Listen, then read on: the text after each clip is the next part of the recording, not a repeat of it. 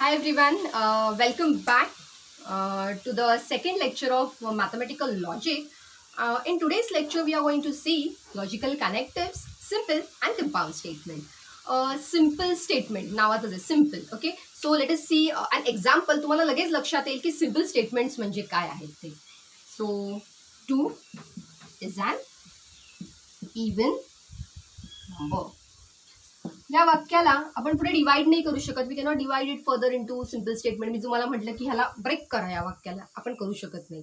So this kind of statement which we cannot divide further into simple statement are called as simple statement. Okay, साधं सरळ सोपं वाक्य. अजून एक बघूया. 3 is an odd number. 3 is an odd number. तसंच एक सिंपल स्टेटमेंट. तर सिंपल स्टेटमेंट म्हणजे तुम्हाला काय कळलेलं असेल. मी पटकन सिंपल स्टेटमेंट आठवत असाल बघा. मी क्विक तुम्हाला 2-3 सेकंड्स देते. जस्ट आठवा तुमचे सिंपल स्टेटमेंट्स कोणते आहेत ते. आठवलं? एक तरी आठवलं का? गुड. आता आपण कंपाऊंड स्टेटमेंट म्हणजे काय बघूया. हीच दोन मी सिंपल स्टेटमेंट घेते आणि एक कंपाऊंड स्टेटमेंट बनवते. Okay, so what is a compound statement? 2 is an even number. आता मला जॉईन करायचं आहे, त्याच्यामुळे मला काहीतरी कनेक्टिव्ह लागेल, मध्ये कुठला तरी वर्ड लागेल. तो कोणता आहे? तर अँड वापरूया इथे. अँड तुम्ही ऑर वापरू शकताय, बट वापरू शकताय. So I am using and over here. 2 is an even number and 3 is an odd number.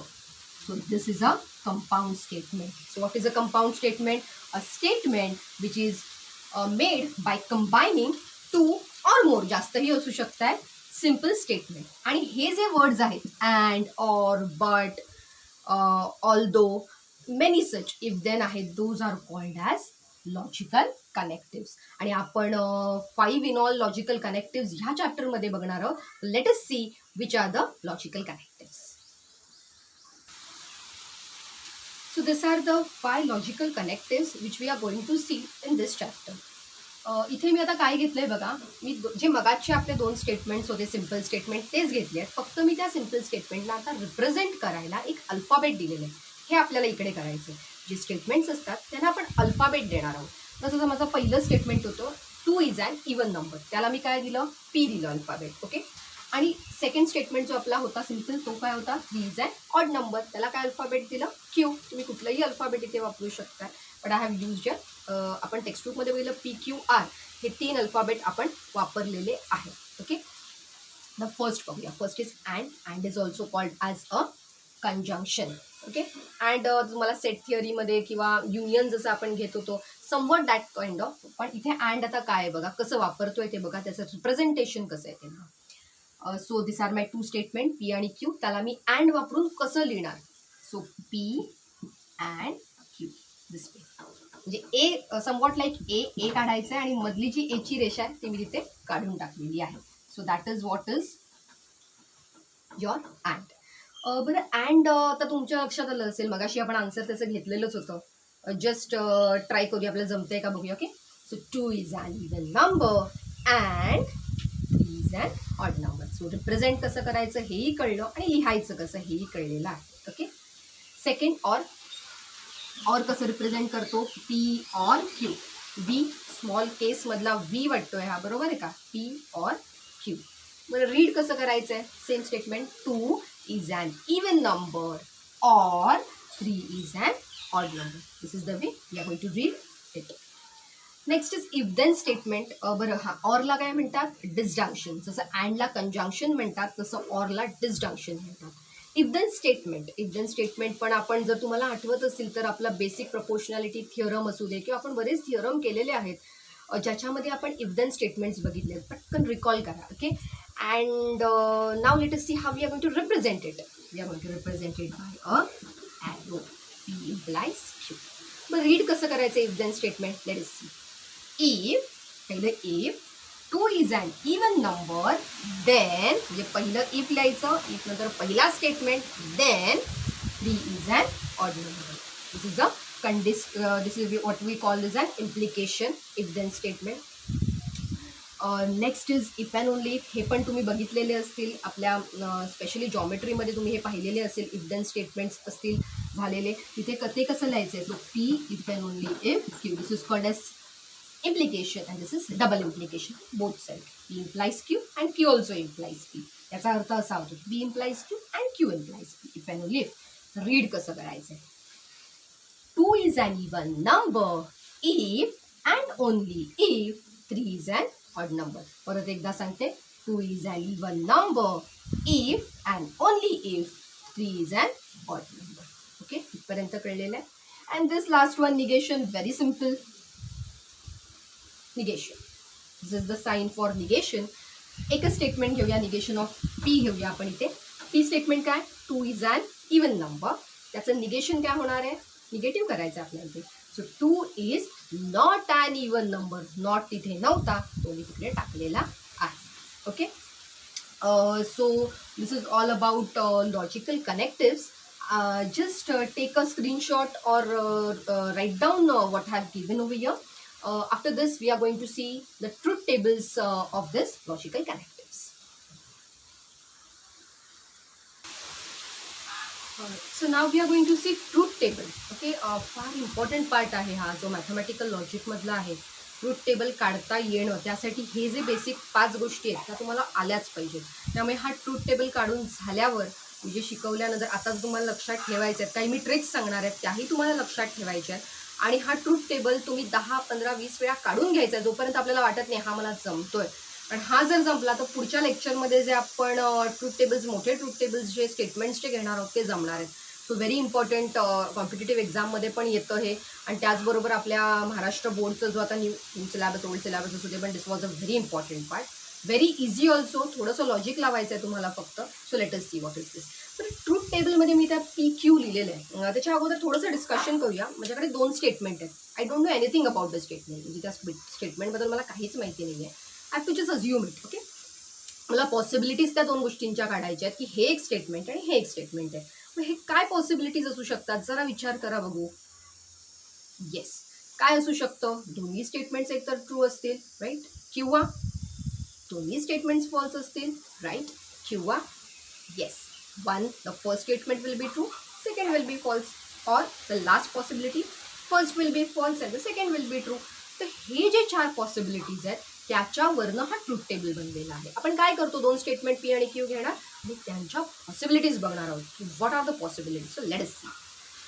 So P and Q मी इथे लिहिलेलं आहे आणि P अँड Q त्याचं पहिलं त्याला आपण कंजंक्शन म्हणतो, त्याला आपण इथे बघायचं आहे. त्याचं ट्रूथ टेबल कसं आहे, सोपं आहे, लक्षात ठेवा, ट्रिक लक्षात ठेवा.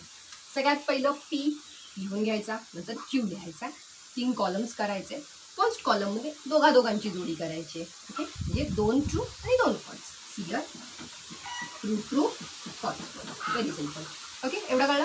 नेक्स्ट क्यू मध्ये आता सिंगल करायचं, म्हणजे 1 ट्रू 1 फॉल्स, 1 ट्रू 1 फॉल्स, म्हणजे ट्रू फॉल्स. बघा मगाशी जे आपण डिस्कशन केलं स्टार्टिंगला, काय केलं होतं, दोन्ही ट्रू दोन्ही फॉल्स, पहिला ट्रू दुसरा फॉल्स, पहिला फॉल्स दुसरा ट्रू, 4ही पॉसिबिलिटीज मला झालेल्या आहेत. ओके, आता अँडसाठी काय आहे, अँडसाठी एवढं लक्षात ठेवायचं, अँड हा फार डॉमिनेटिंग आहे. त्याला काय पाहिजे, जर दोन्ही ट्रू असतील तरच तो ट्रू असणार आहे. त्यामुळे काय होतं, जर फर्स्ट आणि सेकंड दोन्ही जर स्टेटमेंटमध्ये ट्रू असतील तरच तो ट्रू होतो. हे लक्षात ठेवायचं. And is very dominating. तो काय करतो, दोन्ही ट्रू असतील तरच तो ट्रू असतो, अदरवाईज इट इज फॉल्स. एक जरी फॉल्स त्याला दिसला अँडच्या स्टेटमेंटमध्ये तर तो फॉल्स होऊन जातो. Okay, so this is the trick. म्हणजे आपल्याला फक्त हे एवढं लक्षात ठेवायचं की अँड इज डॉमिनेटिंग, दोन्ही ट्रू तो ट्रू. व्हॉट अबाउट डिस्जंक्शन और डिस्जंक्शन ज्याला आपण म्हणतो, और हा तसा फार शांत आहे. तो काय करतो बघा, 2 true 2 false, 1 true 1 false, same असणार आहे. जे आपण अँडमध्ये केलं तेच आपण इथे ऑरमध्ये करतो. बघा और हा कसा आहे, मी म्हटलं त्याच्यासारखा नाही आहे. हा कसा आहे बघा, दोघांपैकी एक जरी ट्रू असेल तरी तो ट्रू होतो, मात्र दोन्ही फॉल्स असतील तरच तो फॉल्स होतो. त्यामुळे कुठे फॉल्स होणार आहे, तो फक्त इथे फॉल्स होणार आहे, अदरवाईज तो ट्रू होतो. कारण दोन्ही ट्रू आहे, ट्रू झाला, पहिला ट्रू आहे दुसरा फॉल्स आहे, पहिला फॉल्स आहे दुसरा ट्रू आहे, त्याच्यामुळे ट्रू मिळाल्यामुळे तो काय झाला, ट्रू झाला. इथे काय लक्षात तुम्हाला ठेवायचं आहे, ही स्टेप लक्षात ठेवा फक्त की दोन्ही फॉल्स असतील तरच तो फॉल्स असतो, otherwise it is true. Okay, next आता आपण इफ देन स्टेटमेंटकडे जाऊया. निगेशनकडे नंतर येऊया, आधी आपण इफ देन स्टेटमेंटकडे जाऊया. ओके, इफ देन स्टेटमेंट बघूया. इफ देन स्टेटमेंटमध्ये याला आपण कंडिशनल पण म्हणतो किंवा कंडिशनल आणि इम्प्लिकेशन ज्याला म्हटलं जातं. जो फर्स्ट आहे त्याला आपण म्हणतो हायपोथेसिस आणि next one is called as a confusion. म्हणजे हा हायपोथेसिस हा कन्फ्युजन हे लक्षात ठेवायला तुम्हाला माहिती पाहिजे. ओके, सो नाव आता तुम्ही मला सांगायला पाहिजे काय आहे. पहिला column yes true true, second column true false हे सेम राहणार आहे. Everywhere it is going to be same, it is not going to change. आता इम्प्लिकेशन कसं लक्षात ठेवायला ट्रिक काय, very simple. True goes to true, so it becomes true. True goes to false, ते second कॉलमकडे फक्त लक्ष द्या. False goes to true, true. कळतंय का? True goes to true, true झाला. सेकंड कॉलम आन्सर आहे. True goes to false, false goes to true, true. फक्त हे महत्त्वाचं आहे. False goes to false becomes true. त्यामुळे हा एकच मला लक्षात ठेवायचा आहे. वेगळं जे वेगळे आहेत ते मी ते बघा स्टार करून ठेवले, तुमच्या लक्षात राहील. Okay, false goes to false becomes true. This is what is if then statement. Conditional implication ज्याला म्हणतात. Okay, next if and only. हा तर फार सोपा आहे. पहिलंच आठवतंय का? Yes, very good. पहिले दोन जोड्या, मग एक. If then if and only इफमध्ये कसं आहे बघा. इफ अँड ओनली इफमध्ये जर दोन्ही ट्रू असतील तर तो ट्रू, किंवा दोन्ही फॉल्स असतील तरच तो ट्रू होतो. परत एकदा सांगते, दोन्ही ट्रू तरच ट्रू, किंवा दोन्ही फॉल्स. म्हणजे दोन्ही स्टेटमेंट सेम पाहिजेत आपल्याला तरच तो ट्रू होतो. एक ट्रू एक फॉल्स असेल तर तो मात्र काय होतो? फॉल्स. हे तसं लक्षात ठेवायला सोपं आहे, हो की नाही? गुड. आता आपण जाऊया नेक्स्ट विच इज, बरं ह्याला काय म्हणतात? येस, जसं ह्याला कंडिशनल म्हणतात तसंच ह्याला बाय कंडिशनल म्हणतात, because it's both the sides, right. आणि ह्याला इम्प्लिकेशन, तसंच ह्याला डबल इम्प्लिकेशन नाव. Okay, now negation very simple, very nice. बरेचदा झालेले आहे ग्रामरमध्ये आपल्याला हे. नॉट टाका, नॉट काढा, तोच प्रकार. आता इथे मात्र एकच स्टेटमेंट आहे आणि एक स्टेटमेंटला काय पॉसिबिलिटी असणार आहे? आता दोन नाही आहेत ना, जोड्या करायच्या नाहीत, एकटा आहे. सांगा बघू काय असतील possibilities. This thing, yes, right. It is going to be true, false possibility. तर तो स्टेटमेंट माझा एकच स्टेटमेंट आहे, ट्रू असेल किंवा फॉल्स असेल. तर तो ट्रू असेल तर त्याचा निगेशन काय होईल? Yes, it is going to be false. आणि जर तो फॉल्स असेल तर त्याचा स्टेटमेंट तर त्याचं निगेशन काय होईल? True. Very good. So this was all about the truth table. आपण फार इम्पॉर्टंट कन्सेप्ट आता बघितलेला आहे. राईट डाऊन करा, जस्ट राईट इट 10-15 टाइम्स जोपर्यंत तुम्हाला वाटतं yes I am confident about it. हे जर तुम्हाला फार छान जमलं तर नक्कीच ट्रूथ टेबल 3-4 मार्क्स शुअर आहे. सो आय होप तुम्हाला व्हिडिओज आवडत आहेत. आणि तुम्हाला जर व्हिडिओ आवडला असेल तर नक्की लाईक करा, शेअर करा आणि सबस्क्राईब करायला विसरू नका. आणि नवीन सिलेबसमध्ये स्पेशली मराठी मीडियमचे जे मुलं आहेत त्यांच्यासाठी हे व्हिडिओज फार युजफुल होणार आहेत. कारण मराठीचे व्हिडिओज हे फार कमी असतात जिथे मराठीमध्ये टीचिंग होते. सो व्हिडिओज जर आवडत असेल तर नक्की लाईक करा. थँक्यू.